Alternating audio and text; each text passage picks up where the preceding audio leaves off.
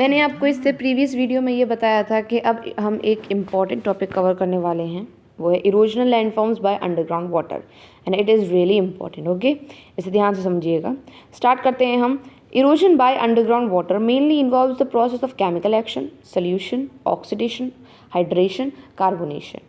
तो इरोजन में क्या क्या चीज़ें आती हैं? केमिकल एक्शंस हो सकते हैं, मतलब कि वाटर का किसी मिनरल, किसी रॉक मिनरल के साथ रिएक्शन, क्योंकि यहाँ पर ऑलमोस्ट वाटर ही इन्वॉल्व है इसीलिए।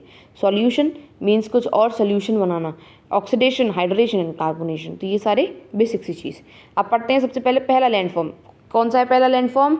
Landslides.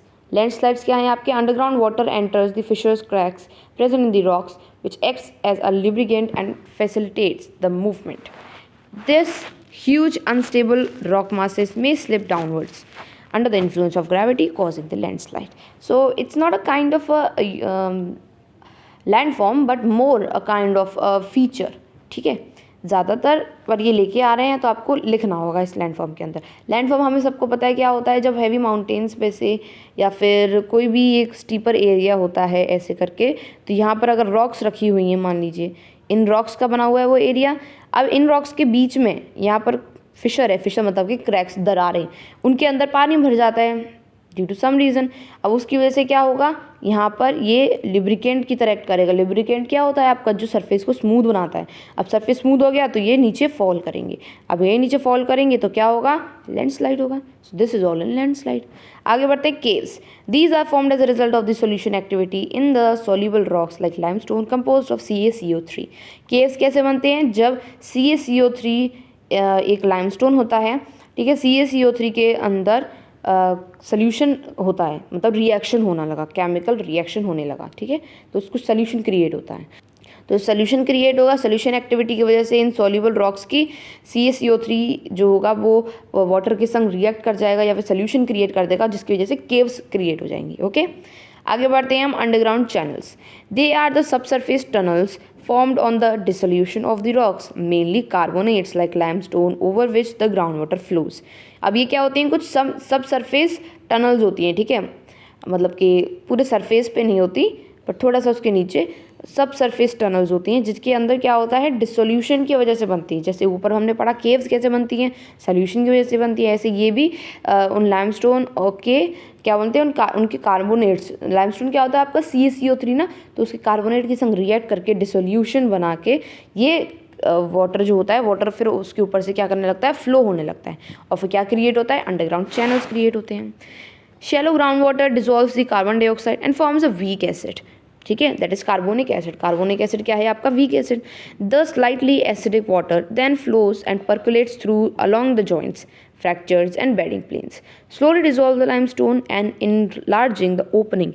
This creates a system of connected passage ways in which soluble bedrocks is called as caves.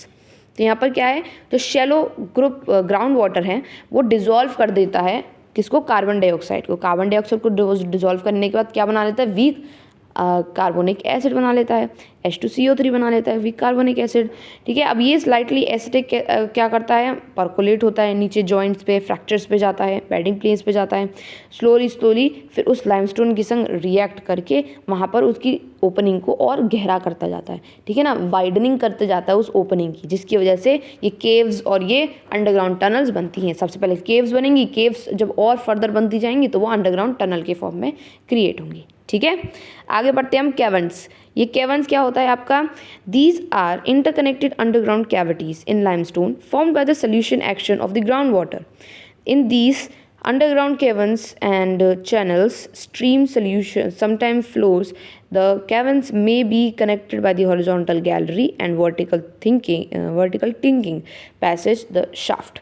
ये इंटरकनेक्टेड अंडरग्राउंड कैविटीज़ होती है, मतलब कि जब बहुत सारी कैविटीज़ क्रिएट होगी बहुत सारी, अब वो जब इंटरकनेक्टेड मतलब कि आपस में कनेक्ट हो जाएंगी, मतलब बहुत सारी एकदम लगातार बनती जाएंगी लाइमस्टोन की वजह से, तो वो क्या बना देंगी?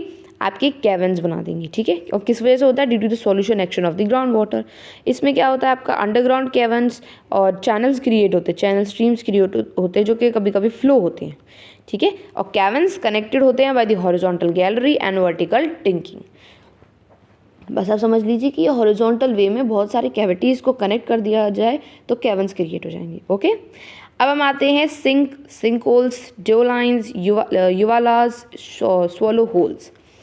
चलिए इसको पढ़ते हैं, इट्स वेरी लॉन्ग टॉपिक। चलिए इसको रीड करते हैं अब हम। दीज आर बेसन शेप्ड और the funnel shaped hollow of varying sizes which are developed in the limestone region by the underground solution। ये क्या होते हैं? बेसन शेप्ड के, फनल शेप्ड के, कुछ हॉलो अलग अलग साइजेस के, हॉलो शेप के कुछ आप रॉक समझ सकते हैं या फिर कुछ रीजन्स होते हैं जो किसी वजह से बनते हैं, अगेन लाइमस्टोन के सोल्यूशन एक्टिविटी की वजह से बनते हैं। अब जो सरफेस वाटर होता है, it contains a good amount of CO2 in solution. अब ये वाटर पर्कुलेट करता है नीचे लाइमस्टोन रॉक पे, गुड अमाउंट ऑफ रॉक जो होता है वो सॉल्यूशन क्रिएट कर लेता है लाइमस्टोन के साथ, and the result is the formation of the basin with consequent collapsing of roof into it. उसकी वजह से क्या होता है, अब ये डीप रॉक में चला गया, डीप रॉक में जाने के बाद क्या होगा, कैवर्न्स के अंदर, ठीक है, डीप रॉक में चला गया, फिर उसके बाद जो रूफ पे जो रॉक्स होंगी उनका क्या होने लगेगा, वो गिरने लगेंगी। अब जब रूफ पे रॉक्स गिरने लगेंगी तो कभी कभी सिंक क्रिएट हो जाती हैं, ठीक है, they take form as a funnel. तो फनल की शेप में वो सिंक क्रिएट हो जाती हैं। Is it clear? Such concentrated solution can cause the development of the roughly circular surface depression like silk hole, dough lines, which are predominantly features of the karst topography। तो ये predominant features होते हैं karst topography के अंदर, ये बहुत सारे अच्छी features होते हैं। तो जब ऐसे ही concentrated solution rough surface create कर देगा तो उसी rough surface को आप sink hole या dough line कहेंगे। Is it clear? Now dough line are also known as swallow hole, as the sink hole seizes or coalesces the large depression that develop called the युवालाज and valley sinks। अब यही dough lines जो होती है उनको swallow holes कहते हैं, ठीक है, इन्हीं डो लाइन्स को क्या कहते हैं, स्वॉलो होल्स। जब ये सिंक लाइन्स जो होती हैं वो और लार्ज हो जाती हैं, उनका डिप्रेशन और लार्ज हो जाता है तो उनको युवालाज कहते हैं या फिर वैली सिंक्स कहते हैं।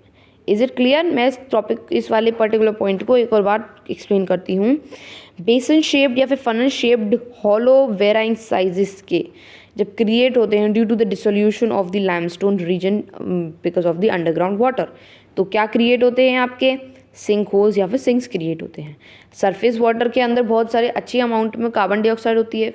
कार्बन डाइऑक्साइड जब सोल्यूशन क्रिएट करता है मतलब कि एसिडिक फॉर्म करता है, एसिडिक स्ट्रक्चर बोल रही हूँ, एसिडिक वाटर फॉर्म करता है, तो उसकी वजह से क्या होता है, वो अंडर डीप क्रैक्स और फ्रैक्चर्स के अंदर घुस जाता है, जिसकी वजह से क्या होता है, जो बेसन पे जो वो होती है, रॉक्स होती हैं, वो गिरने लगती हैं and they create sinks in the form of funnel.